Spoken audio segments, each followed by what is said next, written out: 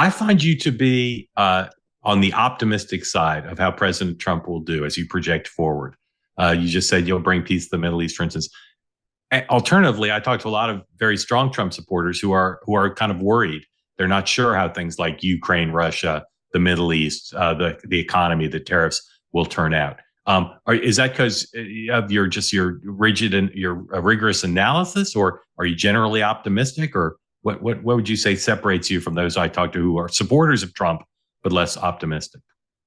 No, I'm not generally optimistic. You're crazy. I'm a Jew. The national model of a Jew is, thank God I'm miserable. No, but what I'm seeing is actual results. What I'm seeing is actions taken which would rationally result in foreseen outcomes, right? Rationally, we could say that forcing people to the bargaining table through tariffs is going to lower prices, right? That may or may not be true. I happen to believe it is true, but it's a rational decision rather than we must be nice to people or we have to consider the blah, blah, or there's the ongoing, what about inflation and the on the blah, blah, blah, blah, blah. Because there's always a naysayer for every argument. Rationally, moving the embassy from Tel Aviv to Jerusalem would result in sending a message to the world to say the United States is behind Israel's back, right?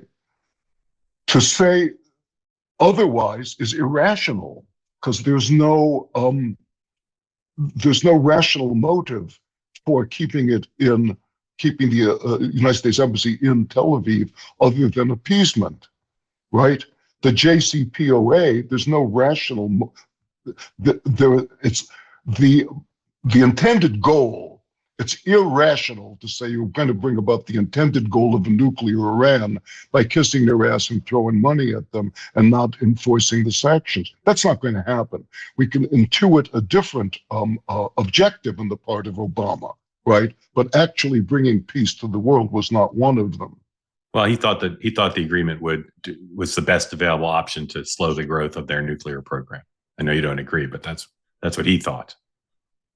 Well, he thought that was perhaps he didn't. But being a regular guy, and an ex-cab driver, I got to say, I'm going to determine his intent from his actions, which was appeasement. So I would say, why, as a rational guy, right? I know if you pay this, you get that. That's the way the world works. What's he actually doing? What he's actually doing is appeasing the people who he likes in his sphere of the world, which are the Islamists.